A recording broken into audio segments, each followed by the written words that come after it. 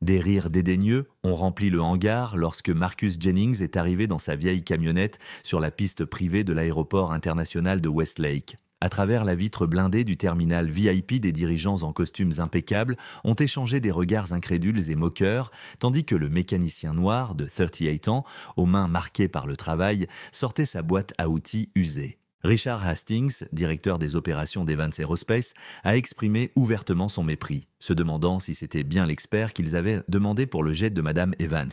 Il a fait remarquer qu'ils avaient sollicité le meilleur technicien de la région, et non quelqu'un qui semblait tout juste sorti d'un atelier de réparation de bord de route. Marcus a entendu le commentaire, mais a conservé sa dignité, car CE n'était pas une expérience nouvelle pour lui. CE que personne ne savait là-bas, c'est que CES même main avait sauvé plus d'avions de luxe que tous les techniciens certifiés de cet aéroport réunis. Bien qu'il ait 15 ans d'expérience dans la réparation de jets d'affaires et des prix nationaux d'excellence technique, son apparence semblait peser plus lourd que son CV. Le superviseur de la piste, en gardant une distance délibérée, l'a informé que le jet de Madame Evans devait décoller dans les 2 heures. Nos techniciens n'ont pas réussi à diagnostiquer le problème. Si vous ne parvenez pas à le réparer à temps, nous appellerons l'équipe d'Atlanta, a-t-il dit. Le Gulfstream G650 brillait sous la lumière du matin comme un bijou impeccable de 65 millions de dollars. En s'approchant, Marcus a senti des regards l'observer depuis les fenêtres du terminal. C'étaient des yeux critiques, dubitatifs, parmi lesquels une paire se distinguait comme étant observatrice, calculatrice et intriguée. « Laissez-le travailler », a ordonné une voix féminine, coupant brusquement le silence. Alexandra Evans, la PDG de 43 ans d'Evans Aerospace et propriétaire du jet, a traversé le tarmac d'un pas déterminé. Son tailleur bleu marine contrastait avec ses cheveux bruns parfaitement coiffés. Elle a ignoré les dirigeants et n'a regardé que Marcus, lui demandant « De combien de temps avez-vous besoin ?»« Cela dépend du problème, madame », a répondu Marcus, soutenant son regard avec assurance. « Vous avez 1 heure », a répondu Alexandra, en jetant un coup d'œil à sa montre bracelet dont la valeur dépassait le revenu annuel de Marcus. « Impressionnez-moi ». Alors que les cadres retournaient au confort de la climatisation, Marcus a ouvert le panneau d'accès principal et a immédiatement constaté la gravité de la situation. Le système de pressurisation présentait une défaillance catastrophique que les techniciens précédents avaient confondue avec un simple problème électrique. Si le jet avait décollé dans cet état, la cabine se serait dépressurisée à 45,000 pieds, tuant toutes les personnes à bord. Ses mains se sont mises à bouger avec une précision chirurgicale alors qu'il commençait à travailler. Personne ne comprenait qu'il n'effectuait pas seulement une réparation, il sauvait des vies. Du coin de l'œil, il a vu Alexandra Evans l'observer attentivement à travers la vitre, son expression différente de celle des autres. CE n'était pas du mépris, mais de la reconnaissance. 30 minutes plus tard, le problème était résolu. Marcus a refermé le panneau, s'est essuyé les mains sur un vieux chiffon et a commencé à ranger ses outils. Son travail était terminé. Il ne s'attendait à aucun remerciement car on lui en offrait rarement. Pour des gens comme lui, faire le travail parfaitement était l'exigence de base, pas quelque chose à célébrer. Puis Alexandra Evans est de nouveau sortie du terminal, cette fois seule. Elle s'est dirigée droit vers Marcus, ignorant les expressions confuses de son personnel. Combien de temps leur aurait-il fallu pour trouver le vrai problème ? A-t-elle demandé, la voix maîtrisée. Il ne l'aurait-il jamais trouvé ? A répondu Marcus sans détour. Le jet se serait écrasé avec tout le monde à bord avant cela. Le silence qui a suivi a été lourd. Les yeux d'Alexandra ont étudié Marcus avec une intensité déconcertante. « Venez avec moi », a-t-elle ordonné, surprenant tout le monde, en particulier Richard Hastings, qui observait la scène avec une gêne croissante. Maintenant, ce que personne à cet aéroport n'aurait pu imaginer, c'est que ce moment allait au-delà d'un jet réparé ou de vie sauvée. C'était le début d'une histoire qui allait défier des préjugés tenaces et révéler des vérités que l'élite de l'aviation avait tenté de cacher pendant des décennies. Le plus grand de CES secrets était que l'homme qui venait de sauver le jet avait également conçu le système de pressurisation installé dans la moitié de la flotte d'Evans Aerospace, un système pour lequel Richard Hastings avait reçu tout le crédit et les promotions. Si cette histoire de préjugés et de reconnaissance a touché votre cœur, abonnez-vous à la chaîne pour voir comment une vie de discrimination peut se transformer en triomphe avec un seul acte de justice. Qui aurait cru que la décision d'Alexandra Evans dans les prochaines minutes ne changerait pas seulement la vie de Marcus, mais ébranlerait également les fondations de toute une industrie. Les yeux des cadres suivaient Marcus et Alexandra alors qu'ils s'éloignaient du jet, laissant derrière eux une traînée de spéculations et de murmures nerveux. Richard Hastings observait la scène, son visage tordu en un masque d'inquiétude, son corps aussi tendu qu'une corde de violon sur le point de se briser. « Mon bureau maintenant » a ordonné Alexandra, conduisant Marcus vers une partie du terminal à laquelle peu d'employés avaient accès. Pas un seul mot n'a été échangé pendant le trajet, seulement le son de leurs pas résonnant dans les couloirs polis. Le bureau privé était un mélange parfait de luxe et de fonctionnalité. Alexandra a fermé la porte, a fait signe à Marcus de s'asseoir et s'est installée derrière son bureau. « M'avez-vous dit votre nom complet ?» a-t-elle demandé, ses yeux examinant chaque détail de sa personne. « Marcus Jennings. » Un lourd silence a rempli la pièce pendant qu'elle tapait sur sa tablette. Et ses yeux se sont légèrement écarquillés. « Marcus Jennings, MG » a-t-elle murmuré, les initiales gravées sur tous les plans originaux de notre système de pressurisation G7. Marcus est resté impassible, mais ses doigts se sont légèrement crispés sur l'accoudoir. Elle savait. 3 brevets, 4 prix de l'innovation, un master en ingénierie aérospatiale de l'université technique, et pourtant, vous réparez des jets comme un simple mécanicien. Pourquoi ? Parce que personne n'embauche un ingénieur noir de la banlieue pour diriger des équipes de développement, a-t-il répondu sans hésitation, et les mécaniciens ont des factures à payer, Madame Evans. Alexandra a sorti un dossier d'un tiroir. À l'intérieur se trouvaient des documents d'entreprise sur le développement du système J7, tous signés par Richard Hastings en tant qu'ingénieur en chef d'hôte. Right single quote. Savez-vous combien de bénéfices CE System a rapporté à mon entreprise au cours des 5 dernières années ? A-t-elle demandé en parcourant les documents. Environ 428 millions de dollars, a répondu Marcus. Le système a réduit la consommation de carburant de 23% et les coûts de maintenance de 31%. Alexandra a levé les yeux, surprise par la précision de sa réponse. Richard a reçu 3 promotions et une prime de tout 5 millions de dollars pour son travail, a-t-elle poursuivi. Tandis que je continuais à réparer des jets, a terminé Marcus sans montrer aucune émotion. La conversation a été interrompue par des coups insistants à la porte. Richard Hastings est entré sans attendre de réponse, son visage un mélange de fausses préoccupations et d'anxiété mal dissimulée. « Alexandra, le conseil d'administration vous attend en visioconférence et nous devons discuter de… » Il s'est arrêté en voyant Marcus, son expression se durcissant. « Qu'est-ce qu'il fait encore ici ? Le service est terminé, n'est-ce pas ? En fait, nous discutions de propriété intellectuelle, » a répondu calmement Alexandra, plus précisément du système G7. Le visage de Hastings a visiblement pâli. « Je ne vois pas CE qu'un mécanicien pourrait apporter à cette discussion. C'est vraiment intéressant car j'ai ici les plans originaux du G7 avec les initiales MJ. Et je viens de découvrir qu'elles appartiennent à Marcus Jennings, qui a travaillé brièvement dans le département de développement il y a 5 ans. Alexandra, c'est absurde. » Hastings a forcé un rire. « Il n'était qu'un technicien assistant. Le système G7 a été entièrement développé par mon équipe. » Juste à ce moment, la porte s'est de nouveau ouverte.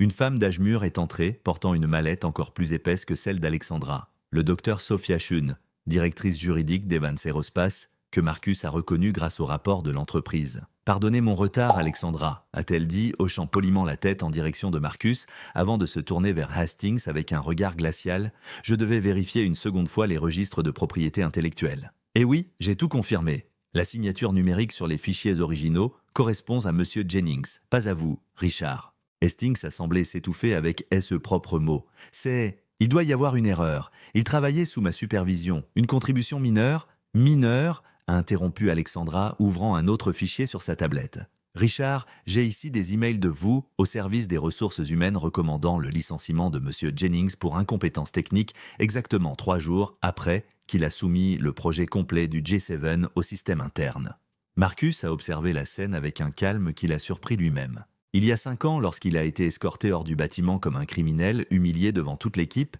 il s'était juré qu'un jour la vérité éclaterait. Il ne s'attendait pas à que CE soit de cette manière ni si soudainement. « Monsieur Jennings » a dit Alexandra en se tournant vers lui. « Le Dr Chun a préparé quelques documents qu'elle aimerait que vous examiniez. Essentiellement, nous proposons une reconnaissance rétroactive de votre paternité, une compensation financière pour les redevances dues et une proposition. » « Quel genre de proposition ?» a demandé Marcus, en gardant sa voix stable. « Le genre qui marque l'histoire. » a-t-elle répondu avant de se tourner vers Hastings. « Richard, vous êtes temporairement relevé de vos fonctions en attendant la conclusion de l'enquête interne.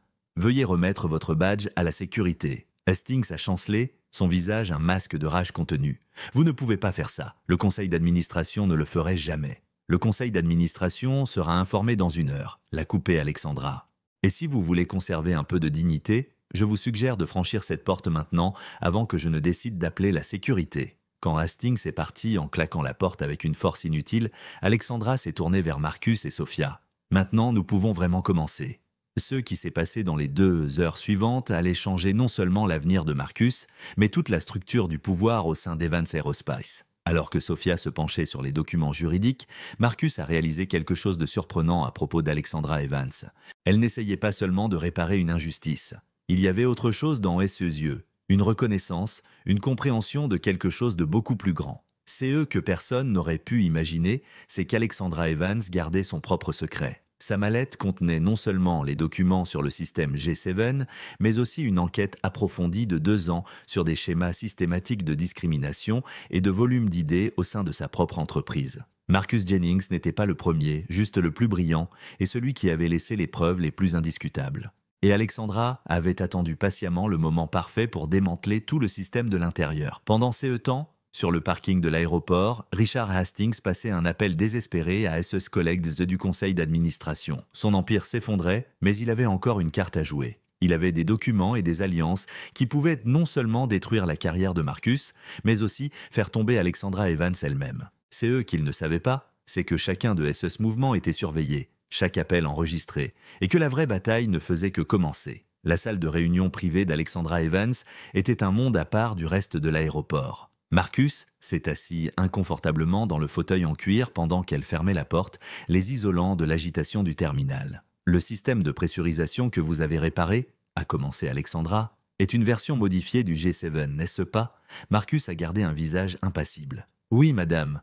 Un système que Richard Hastings a soi-disant conçu et pour lequel il a reçu une prime à 7 chiffres. Elle a fait glisser un dossier sur la table. Un système qui, curieusement, porte les initiales MJ sur les plans originaux. Le silence a pesé entre eux pendant quelques secondes. Il y a 5 ans, a poursuivi Alexandra, vous étiez un jeune ingénieur chez Evans Aerospace. Vous avez été licencié pour incompétence technique 3 jours après avoir soumis un projet complet au département de développement. J'ai des factures à payer, a répondu calmement Marcus. Les mécaniciens paient aussi des factures. Alexandra s'est penchée en avant. Savez-vous, c'est eux que j'ai découvert d'autres, monsieur Jennings? Vous n'étiez pas le seul. Au cours des 10 dernières années, 7 employés talentueux ont été licenciés dans des circonstances similaires. Tout noirs ou latinos, tous peu de temps après avoir contribué à des innovations significatives. La porte s'est ouverte et une femme d'âge mûr est entrée, une tablette à la main. Désolé pour mon retard. Marcus, voici le docteur Vanessa Schun, notre nouvelle conseillère juridique générale. Vanessa menait une enquête depuis 8 mois. L'avocate a hoché la tête. Monsieur Jennings, nous avons des preuves substantielles de volume systématique de propriété intellectuelle au sein d'Evans Aerospace. Votre casse n'est que la partie visible de l'iceberg. Dans l'esprit de Marcus, des flashs de souvenirs sont apparus, les nuits à travailler seul dans le laboratoire, l'excitation de résoudre le problème de pressurisation que personne d'autre ne pouvait comprendre, le regard calculateur de Hastings en voyant les résultats et l'humiliation publique d'être escorté hors du bâtiment. « Pourquoi me dites-vous cela » a-t-il demandé. « Parce que j'ai besoin de votre aide » a répondu Alexandra. « Richard Hastings contrôle la moitié du conseil d'administration. Il a des amis puissants. J'ai besoin de preuves irréfutables pour le faire tomber. Et qu'est-ce que j'y gagne? La reconnaissance qui sert une compensation financière pour les redevances et... » Elle a hésité brièvement. « Le poste de directeur de l'innovation qui aurait dû être le vôtre il y a 5 ans. » Marcus a presque ri. « Pensez-vous vraiment que le conseil d'administration accepterait un mécanicien noir comme directeur ?» Alexandra a souri pour la première fois. Ils n'auront pas le choix quand ils comprendront CE qui est en jeu. Le Dr Chun a fait glisser un document sur la table. Ceci est un accord de confidentialité. Tous CE dont nous discutons ici, ils ont été interrompus par des coups insistants. Richard Hastings est entré sans attendre de réponse, son visage un masque de fausse préoccupation. Alexandra, le conseil attend. Et pourquoi cet employé contractuel est-il toujours ici? Nous discutions du système G7, a répondu calmement Alexandra. Le visage de Hastings a subtilement pâli. Je ne vois pas CE qu'un mécanicien aurait à apporter à l'ingénierie avancée.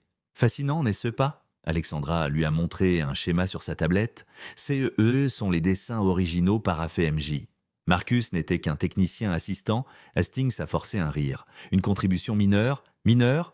A interrompu Alexandra. J'ai des emails de vous recommandant le licenciement de monsieur Jennings pour incompétence technique 3 jours après qu'il a soumis CE projet. Hastings a rapidement retrouvé son sang-froid. Alexandra, nous avons une visioconférence importante. Le conseil ne va pas attendre pendant que vous écoutez des théories du complot. Richard, Alexandra s'est levée. Vous êtes temporairement suspendu en attendant la conclusion de l'enquête interne. Vous ne pouvez pas faire ça, s'est-il exclamé. Le conseil ne le ferait jamais. Le conseil sera informé dans 1 heure, l'a coupé Alexandra. Je vous suggère de conserver un peu de dignité et de partir maintenant. Lorsque la porte s'est refermée, Alexandra s'est tournée vers Marcus. Nous avons 2 semaines jusqu'à l'Assemblée générale des actionnaires. Nous avons besoin de preuves concrètes d'ici là. J'ai quelque chose de mieux, a finalement répondu Marcus. J'ai le prototype original du G7 avec mes registres de développement datés et signés numériquement. Et de plus, j'ai des enregistrements. Les yeux d'Alexandra se sont écarquillés. Des enregistrements d'il y a 5 ans? Hastings expliquant comment nettoyer ma contribution des registres de l'entreprise. Comment me discréditer mot pour mot. Le Dr Chun a semblé impressionné. Comment avez-vous obtenu cela? Marcus a souri pour la première fois. J'ai grandi en réparant du matériel électronique dans le quartier le plus pauvre de la ville. J'ai appris très tôt que les gens comme moi ont besoin d'une assurance contre les gens comme lui. C'est eux qu'Alexandra Evans n'aurait pas pu imaginer, c'est que Marcus n'avait pas seulement conservé des preuves concernant son propre cas. Pendant ses 5 années de travail en tant que mécanicien, il avait méticuleusement catalogué chaque brevet volé, chaque idée appropriée, chaque talent gaspillé par les préjugés institutionnels. Son apparence simple était son meilleur camouflage. Pendant qu'il réparait les jets des milliardaires, il collectait secrètement le carburant nécessaire pour incendier tout un système. Richard Hastings pensait avoir affaire à rien de plus qu'un mécanicien humilié. Il était sur le point de découvrir qu'il faisait face non seulement à un génie de l'ingénierie, mais aussi à un stratège patient qui avait transformé 5 années d'invisibilité forcée en l'arme parfaite contre ceux qui le sous-estimaient. 6 mois plus tard, le siège d'Evans Aerospace était méconnaissable. L'étage de la direction, autrefois occupé exclusivement par des hommes blancs, reflétait désormais la diversité qu'Alexandra Evans avait promis de mettre en œuvre. Au centre de CE, nouveau chapitre, se trouvait Marcus Jennings, non plus un mécanicien anonyme, mais le directeur de l'innovation technologique, dirigeant la division qui avait créé le système G7. L'assemblée extraordinaire des actionnaires qui s'était tenue des mois plus tôt était entrée dans l'histoire des entreprises américaines. Alexandra Evans, avec le Dr Chen à ses côtés, avait présenté des preuves irréfutables de discrimination systématique et d'appropriation intellectuelle culminant avec l'enregistrement dévastateur de Richard Hastings. Nous devons nous débarrasser de cette mécanicienne prétentieuse. La voix de Hastings a résonné dans les haut-parleurs de l'auditorium bondé. Prenez la propriété du système. Éliminez toute trace de sa paternité. Qui croirait qu'une femme noire de la banlieue a créé quelque chose d'aussi sophistiqué? Nos clients nous font confiance, pas à des gens comme elle. Le silence qui a suivi a été rompu par un murmure croissant d'indignation. L'action de l'entreprise a chuté de 18% ce jour-là. Mais CE qui a suivi a surpris même les plus sceptiques. J'aurais pu intenter une action en justice individuellement, a expliqué Marcus lors de sa première interview avec le prestigieux magazine Aviation Technology. Mais le problème était plus grand que Richard Hastings. Il était systémique. La solution proposée par Marcus et entièrement soutenue par Alexandra était révolutionnaire. Ils ont créé un programme pour identifier et récompenser tous les employés dont la propriété intellectuelle avait été spoliée au cours des 10 dernières années. De plus, ils ont établi un fonds d'innovation spécifiquement destiné aux communautés historiquement marginalisées. Richard Hastings, quant à lui, a fait face à de multiples poursuites judiciaires. SU's qualifications professionnelles ont été révoquées et sa réputation détruite. L'homme qui avait autrefois ridiculisé Marcus sur le tarmac ne pouvait même plus trouver un emploi de consultant dans des entreprises de 3e ordre. La vengeance n'était pas mon objectif, a confié Marcus à Alexandra lors de l'inauguration du centre de développement technologique communautaire financé par Evans Aerospace. La justice l'était, la visibilité l'était. Le centre, situé dans le quartier même où Marcus avait grandi, offrait une formation technique avancée aux jeunes sans accès à une éducation formelle de qualité. Sous sa direction, 3 brevets révolutionnaires avaient déjà émergé des étudiants du programme. Vous savez, c'est eux qui est ironique, a demandé Alexandra en regardant un groupe d'adolescents travailler sur un prototype. Si Hastings avait simplement partagé le crédit avec vous, il serait toujours directeur. L'avidité pousse les gens à sous-estimer complètement le potentiel des autres. Encore plus surprenante a été la proposition qu'Alexandra a faite à Marcus 3 mois après son embauche. Ce n'était pas seulement un poste de direction qu'elle lui offrait, mais un partenariat au sens propre comme au figuré. Je pensais qu'elle était folle quand elle a suggéré une fusion, a avoué Marcus à Good Morning America.